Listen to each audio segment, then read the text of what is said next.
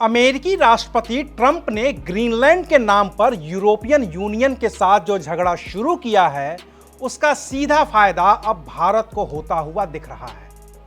Tariff की धमकी देकर पूरी दुनिया को परेशान करने वाले ट्रंप से अब सबको छुटकारा पाना है। लिहाजा बिना अमेरिकी मदद के ही यूरोपियन यूनियन अपने पैरों पर खड़ा होना चाहता है और इसके लिए उसने भारत के साथ जो व्यापारिक समझौता किया है, उसे यूरोपियन यूनियन और भारत दोनों की तरफ से mother of all trade deal कहा गया है।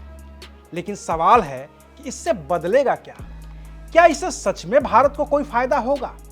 क्या इस डील की वजह से यूरोपियन यूनियन के देश खुद को अमेरिकी दबाव से मुक्त कर पाएंगे? और क्या ऐसे फैसले करके ट्रंप भी अपने पुराने नेताओं जैसे रिचर्ड निक्सन और फ्रैंकलिन डी रूजवेल्ट की उस कतार में खड़े हो जाएंगे, जिनकी आर्थिक नीतियों ने अमेरिका ही नहीं बल्कि दुनिया को भी परेशान कर दिया था? बदलती हुई जियोपॉलिटिक्स पर क्या अब डॉलर कमजोर होगा? आज बात करेंगे विस्तार से। नमस्कार, मैं हूं अविनाश और आप देख रहे हैं एबीपी लाइव।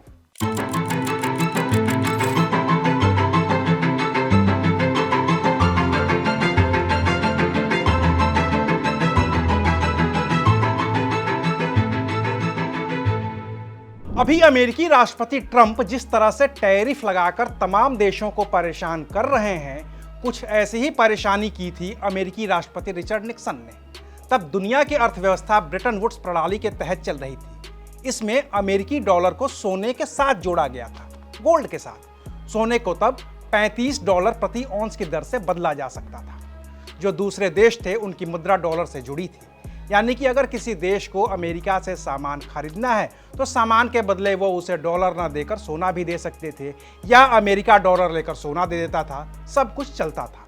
लेकिन 15 अगस्त 1971 को अमेरिकी राष्ट्रपति रिचर्ड निक्सन ने कहा कि अमेरिका अब डॉलर के बदले सोना नहीं देगा। नतीजा ये हुआ कि पूरी दुनिया की अर्थव्यवस्था ही बदल गई और तब नए सिरे से डॉलर के मुकाबले दुनिया की दूसरी मुद्राओं का रेट तय किया जाने लगा, जो फ्लोटिंग था, यानी कि बदलने वाला था। तब निक्सन ने एक और काम किया था ट्रंप के ही जैसा, और वो था विदेशी सामानों पर 10% का सरचार्ज। फ्रैंकलिन डी रूजवेल्ट भी ट्रंप की तरह ही आर्थिक नीतियां बदलने और अमेरिकी संस्थाओं, खास तौर से कोर्ट से टकराने के लिए जाने गए थे। और यही वजह है कि दावोस में आयोजित वर्ल्ड इकोनॉमिक फोरम में यूरोपियन आयोग की अध्यक्ष उर्सुला वॉन डेर लेयन ने 1971 का वक्त याद करते हुए खुद को अमेरिकी दबदबे से मुक्त होने की बात कही है। 1971 was the year of the so-called Nixon shock and the decision to delink the US dollar from gold. In an instant, the foundations of the Bretton Woods system and the entire global economic order set up after the war effectively collapsed.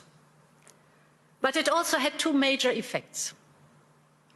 It inadvertently created the conditions for what would become a truly global order, and it provided a sharp lesson for Europe and on the need to strengthen its economic and political power. It was a warning to reduce our dependencies, in this case on a foreign currency. लेकिन Trump तो इन दोनों से भी कई गुना आगे निकले हैं। उन्होंने मेक अमेरिका ग्रेट अगेन के लिए न सिर्फ पूरी दुनिया को टैरिफ के जरिए परेशान किया, बल्कि अमेरिकी राष्ट्रपति रहे जेम्स मुनरो के डॉक्ट्रिन के साथ थोड़ी छेड़छाड़ करके उसे अपना बनाया और नया नाम दे दिया डोनरो डॉक्ट्रिन। इसमें अपना शुरुआती नाम रखा और मुनरो के आखिरी नाम को इस्तेमाल कर नया नाम बनाया और कहा कि अब अमेरिका पश्चिमी गोलार्ध, यानी कि वेस्टर्न हेमिस्फेयर का सर्वे सर्वा बनेगा। ग्रीनलैंड पर कब्जे की बात इसी वेस्टर्न हेमिस्फेयर पर अपना दबदबा बनाने की है, जिसके लिए वो यूरोपियन यूनियन से टकरा रहे हैं। और जब ट्रंप भी दावोस में आयोजित उस वर्ल्ड इकोनॉमिक फोरम में पहुंचे तो उन्होंने कह दिया कि यूरोप सही दिशा में नहीं जा रहा है। And I want to see Europe go good, but it's not heading in the right direction. लेकिन ट्रंप ने जब इतनी तबाही मचाई है तो जाहिर है कि यूरोपियन यूनियन को रास्ता निकालना ही था, और यूरोपियन यूनियन का वो रास्ता मिला भारत में, जहां दोनों के बीच एक फ्री ट्रेड एग्रीमेंट अपने अंतिम चरण में है। भारत की ओर से कैबिनेट मंत्री पीयूष गोयल ने इसे मदर ऑफ ऑल ट्रेड कहा है, तो यूरोपियन आयोग की अध्यक्ष उर्सुला वॉन डेर लेयन ने भी इसे मदर ऑफ ऑल ट्रेड ही कहकर बुलाया है। Right after Davos, the next weekend, I will travel to India. But we are on the cusp of a historic trade agreement. Indeed, some call it the mother of all deals.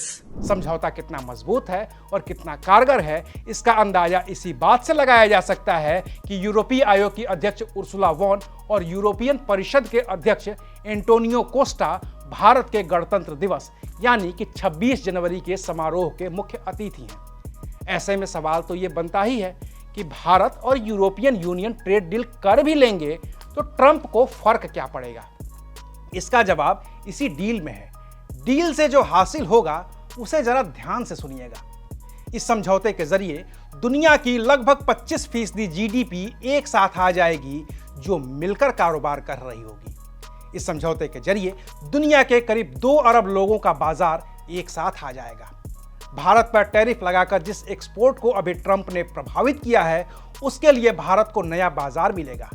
इसके जरिए भारत का कपड़ा, चमड़ा, आभूषण और हस्तशिल्प का सामान यूरोपीय देशों में बिल्कुल ड्यूटी फ्री पहुंचेगा, जबकि अभी इसके लिए 10% का टैक्स लगता है। ट्रेड डील फाइनल होगी तो ये टैक्स हट जाएगा। यूरोप से जो सामान भारत आता है जैसे European wine, spirits, dairy product, automobile sector जैसे कार और महंगी बाइक्स, उन पर इंपोर्ट ड्यूटी कम हो जाएगी तो उनकी कीमत भारत में सस्ती हो जाएगी। ट्रेड डील होगी तो भारत के आईटी प्रोफेशनल्स और दूसरे स्किल्ड लोगों का यूरोप जाना, वहां काम करना और पैसे कमाना आसान हो जाएगा, क्योंकि ट्रेड डील के बाद नियम इतने सख्त नहीं रह जाएंगे। और यह डील बस इसी मामले तक सीमित नहीं होगी, बल्कि जब भारत और यूरोपियन यूनियन के बीच कारोबार बढ़ेगा, रिश्ते और सहज होंगे, तो फिर रक्षा सौदे से लेकर साइबर सिक्योरिटी, मैरीटाइम सिक्योरिटी और आतंकवाद के खिलाफ भी अच्छी खासी मदद मिलेगी। यानी कि फायदा ही फायदा, यूरोपियन यूनियन को भी और भारत को भी। लेकिन इसमें ट्रंप का घाटा क्या है, अमेरिका का घाटा क्या है, समझना तो इसको भी पड़ेगा, क्योंकि भारत और यूरोपियन यूनियन डील करें और ट्रंप को कोई फर्क भी ना पड़े तो फिर क्या फायदा इतनी बड़ी डील का। तो ट्रंप पर असर तो होगा, और कैसे, चलिए जरा इसको भी समझते हैं। अभी तक ग्लोबल ट्रेड की जो करेंसी है वो है डॉलर। किसी को कुछ खरीदना हो तो डॉलर में, किसी को कुछ बेचना हो तो डॉलर में। दुनिया में जितना भी कारोबार होता है उसका 80% से भी ज्यादा कारोबार डॉलर में ही होता है, जबकि यूरोपियन यूनियन के जो 27 देश हैं उनमें से 20 देश डॉलर नहीं बल्कि यूरो में अपना सामान बेचते खरीदते हैं।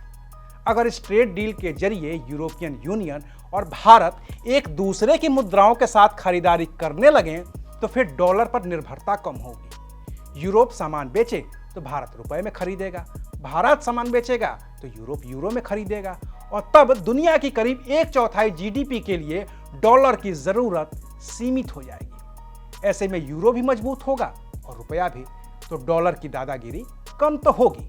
बाकी भारत भी अपने तई डॉलर के दबदबे से खुद को फ्री करना चाहता है, तभी तो यहां वोस्ट्रो अकाउंट की शुरुआत हुई है। रिजर्व बैंक ऑफ इंडिया ने विदेशी बैंकों से कह दिया है कि वो भारत में स्पेशल रुपी वोस्ट्रो अकाउंट खोलें।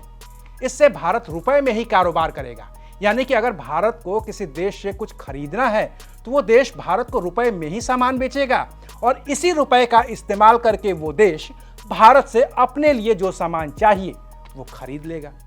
फिलवक्त रूस, श्रीलंका, यूएई और जर्मनी सहित 22 से अधिक देशों ने भारत के साथ रुपए में व्यापार करने के लिए अपनी सहमति जता दी है। ऐसे में अगर यूरोपियन यूनियन के साथ ये ट्रेड डील शुरू हो गई और साथ ही वोस्ट्रो अकाउंट के जरिए भारत रुपए में कारोबार करने लगा, तो फिर तो ट्रंप को दिक्कत होगी ही होगी। वो डॉलर के दबदबे के बल पर मेक अमेरिका ग्रेट अगेन बनाने का सपना तो देख रहे हैं, लेकिन यूरोपियन यूनियन ने अमेरिकी दबदबे से निकलने और आत्मनिर्भर होने की ओर जो कदम बढ़ाए हैं उससे ट्रंप के सपनों को बड़ा झटका लग सकता है, क्योंकि उन्होंने अपनी टैरिफ की जिद में दुनिया का एक बड़ा बाजार खो दिया है। अमेरिका की यूरोपीय यूनियन के साथ जो ट्रेड डील होने वाली थी, दावोस में ट्रंप के भाषण के बाद उस पर भी वोटिंग रुक गई। ऐसे में ये डील भी अमेरिका के हाथ से निकलनी तय मानी जा रही है। Just a few minutes ago that we will really put on hold this legislation. It's totally clear that there was a breaking of the Scotland deal by President Trump, announcing 10% tariff for European goods starting at the 1st of February and 25% if Greenland is not going to the United States in June. I guess he is now using tariff as a coercive instrument. बाकी आपको क्या लगता है? क्या भारत और European union के बीच हुई trade deal का ट्रंप पर कोई असर पड़ेगा? क्या अमेरिकी दबदबे से जैसे यूरोपियन यूनियन निकलने की कोशिश कर रहा है, दुनिया के और भी देश उसकी दादागिरी से निकलने की कोशिश करेंगे? और क्या यूरोप अमेरिका के बीच की इस आपदा में सच में भारत के लिए बड़ा अवसर है? आपकी जो भी राय हो हमें कमेंट करके जरूर बताइएगा। शुक्रिया, आप देख रहे थे एबीपी लाइव।